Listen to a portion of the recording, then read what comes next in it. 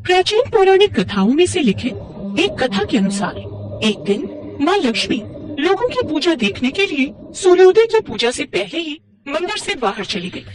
वे चांडाल जाति की एक महिला श्रेया की दिव्य पूजा की तैयारियों और अलौकिक भक्ति भावना को देखकर आश्चर्यचकित रह गई और वे उसके सामने प्रकट हुई तथा उस महिला को 1,00,000 गाय, संतान सुख, धन वैभव तथा लंबी आयु का वरदान देती है।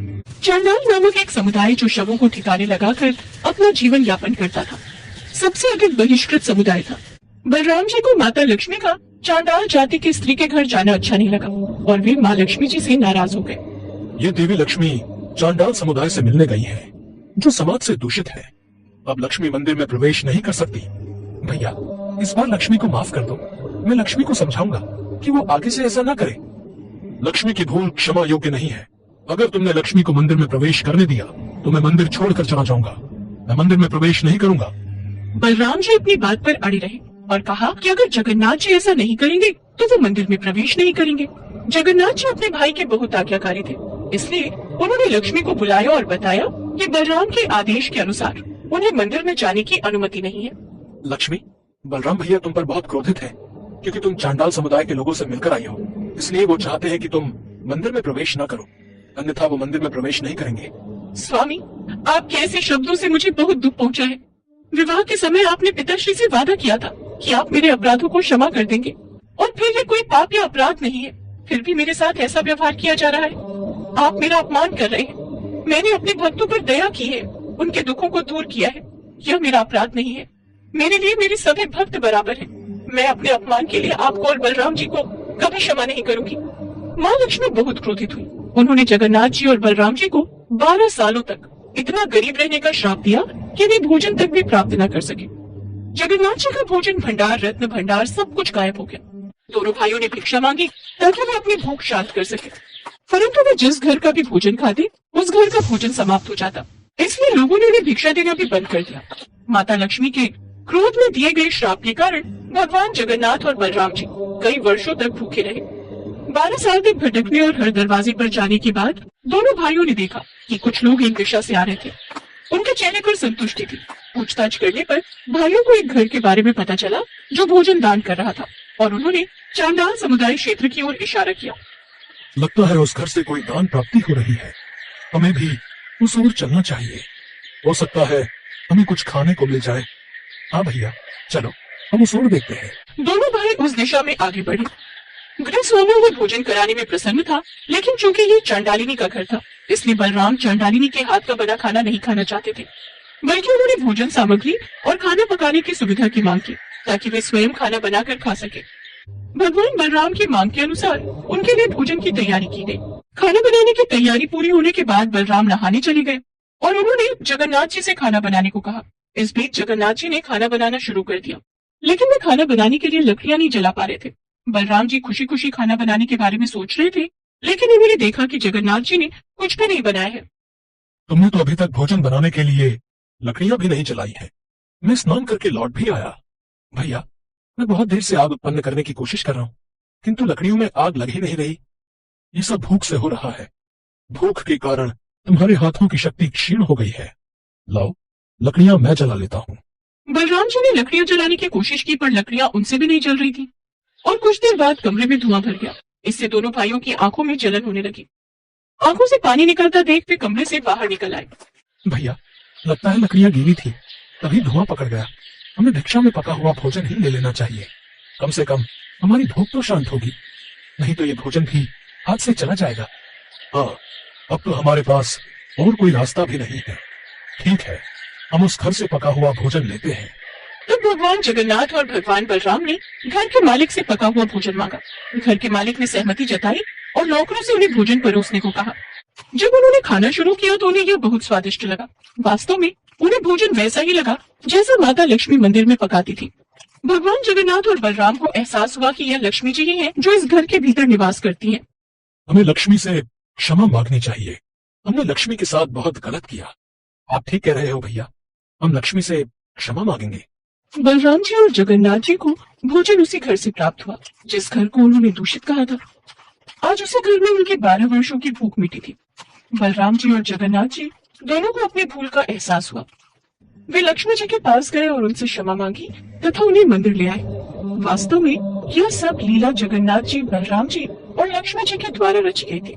इस पूरी घटना के द्वारा वे तीनों मानव जाति को यह संदेश देना चाहते थे कि भगवान के लिए कोई भी जाति ऊंची नीची नहीं होती।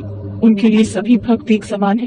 भगवान जगन्नाथ जी के मंदिर में दर्शन के लिए कोई भी भक्त जा सकता है। उनके मंदिर के पट सदैव अपने सभी भक्तों के लिए खुले रहते हैं। जगन्नाथपुरी मंदिर भगवान जगन्नाथ, उनके भाई भगवान बलभद्र और बहन देवी सुभद्रा के साथ समर्पित एक पवित्र मंदिर है। भगवान श्री कृष्ण की अनेक मधुर लीलाएं हैं जिनका शास्त्रों में वर्णन किया गया है। ऐसी ही जगन्नाथपुरी की एक अद्भुत चमत्कारी लीला करने के कारण भगवान जगन्नाथ को भोजन के बाद पान खिलाने की प्रथा का आरंभ हुआ। हिंदू कथाओं के आधार पर कहते हैं कि जगन्नाथपुरी के सिंह द्वार के पास प्रभुदास नाम के एक पान वाले का घर था। प्रभुदास पान बनाकर बेचते थे। शाम के समय प्रभुदास भगवान जगन्नाथ के मंदिर में दर्शन करने के लिए जाते थे। वो देखते थे कि भगवान जगन्नाथ को प्रतिदिन बहुत से व्यंजन का भोग लगाया जाता है, किंतु उन्हें पान का भोग क्यों नहीं लगाया जाता। उनके मन में सदैव यही विचार आता था। प्रभुदास भगवान जगन्नाथ से सदैव प्रार्थना करते हुए इसी बारे में सोचते रहते थे कि ना जाने उन्हें प्रभु की सेवा का अवसर कब प्राप्त होगा। एक रात जब प्रभुदास अपनी कुटिया में सोने की तैयारी कर रहे थे, तभी वहाँ दो सुंदर नौजवान, जिनके घुंघराले बाल थे, कानों में कुंडल थे, उनके वस्त्र चमक रहे थे। इतना सरल रूप था कि कोई भी उनके दर्शन करके मंत्र मुक्त हो जाए, ऐसा उनका स्वरूप था। वे दोनों प्रभुदास की कुटिया में आए और उनसे पान खाने के लिए बोले। कई दिनों तक वे दोनों युवक पान खाने प्रभुदास की कुटिया पर आते रहे और प्रभुदास उन्हें पान खिलाते रहे। एक दिन मंदिर के सेवक बलराम दास जी, जो कि भगवान जगन्नाथ के परम भक्त थे, वो मध्य रात्रि के समय मंदिर के उसी सिंह द्वार के पास प्रभु नाम का भजन करते हुए टहल रहे थे। तभी उनकी नजर उन दो नौजवानों पर पड़ गई।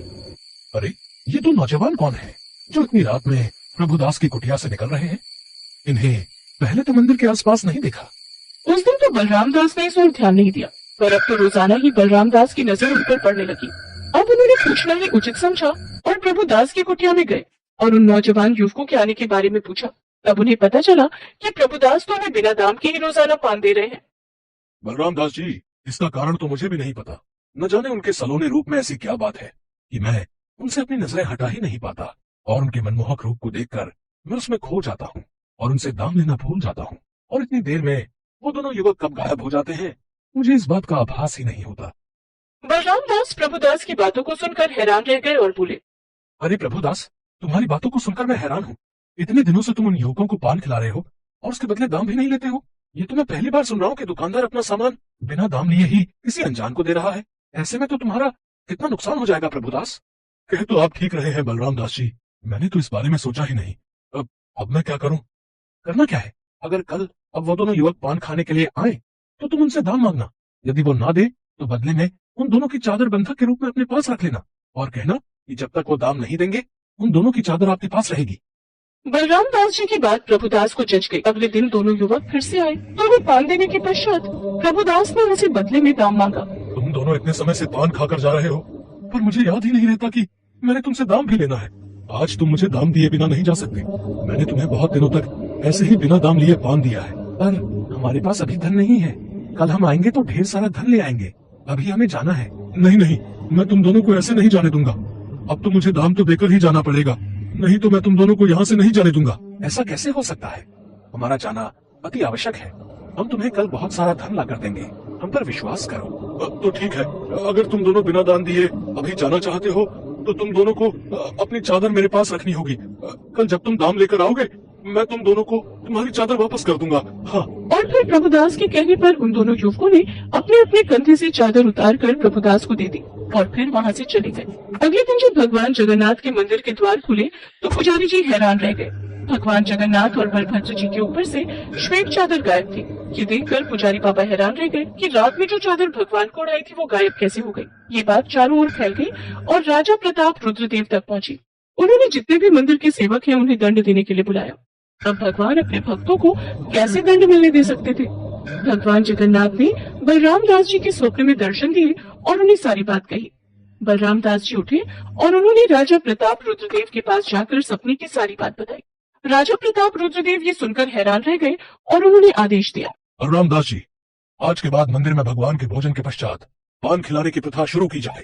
अब से भगवान जगन्नाथ को रात्रि के भोजन के पश्चात पान का भोग लगाया जाएगा और प्रभुदास से मिलने हम स्वयं जाएंगे।